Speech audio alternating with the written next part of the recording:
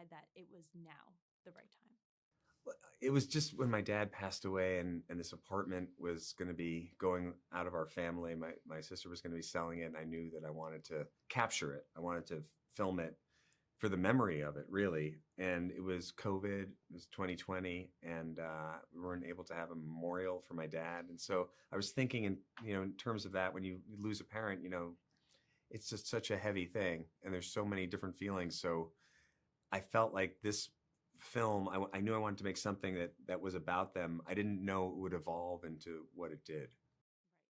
Right. I feel like that's special because it comes even better.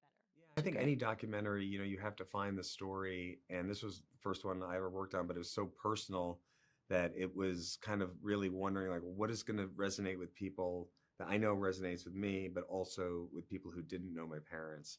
And that really ended up being just kind of continuing to go deeper and deeper into the personal kind of universal experiences I think that we all go through in families and Hmm. with loss and in relationships and those things. Right.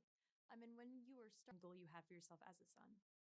Well, as a director, I just wanted to make a movie that was watchable and that Mhm. would engage people and hopefully tell a story that resonated on an emotional level in a true way, Mhm. and reflected, my parents' relationship, um, the feeling of it. As a son, I feel like, I don't know, you don't want to disappoint your parents, and so it's kind of like those things are maybe sometimes at odds. The idea of like, well, what's the most honest movie, but then how do I also kind of protect, my feelings about my parents, not wanting to expose things about them. And that's when it again turned in on me. And I was like, well, if I'm going to talk about them, I have to talk about myself too, because that's where, the connection is in terms of what gets passed down, and be honest so that I'm not just judging them from afar.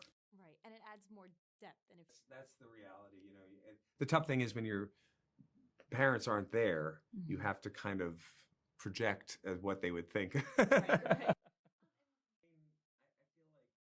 I learned how deep they are as people. I kind of Mhm. knew that though, Right. honestly. It's more, I think, about like how much work they did and how hard they worked Mhm. at a time when I wasn't aware of it as a kid, because you're not supposed to be when you're a kid, you're just living your life. But they Right. were working and working and feeling a lot of pressure to have to deliver, to be able to go on the Ed Sullivan Show.